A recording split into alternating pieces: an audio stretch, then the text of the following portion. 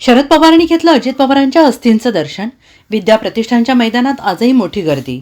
उपमुख्यमंत्री अजित पवार यांच्या पार्थिवावर गुरुवारी दुपारी 12 वाजता बारामती येथील विद्या प्रतिष्ठानच्या मैदानावर शासकीय इतमामात अंत्यसंस्कार करण्यात आले आहेत. पार्थ पवार आणि जय पवार यांनी मुखाग्नी दिला. त्यानंतर आज अजित पवार यांच्या अस्थी गोळा करण्यात आल्या. काल अजित पवारांवर अंत्यसंस्कार झाल्यावर आज बारामतीतील विद्या प्रतिष्ठानमध्ये त्यांच्या अस्थी गोळा करण्यात आल्या आणि यावेळी शरद पवार उपस्थित होते. शरद पवार आणि अजित पवारांच्या अस्थींचं दर्शन घेतलं आणि यावेळी पार्थ पवार, जय पवार, रोहित पवार, राजेंद्र पवार, रणजित पवार, श्रीनिवास पवार, युगेंद्र पवार यांच्यासह अनेक नातेवाईक आणि कार्यकर्ते उपस्थित होते.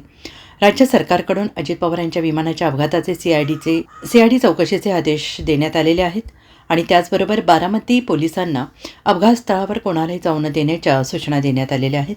दरम्यान फॉरेन्सिक टीमने आधीच या अपघातस्थळी जाऊन नमुने तपासणीसाठी गोळा केले आहेत आणि हा तपास करताना बारामती पोलीस ठाण्यात नोंद असलेल्या ॲक्सिडेंटल डेथ रिपोर्टच्या अनुषंगाने तपास करण्यात येणार आहे.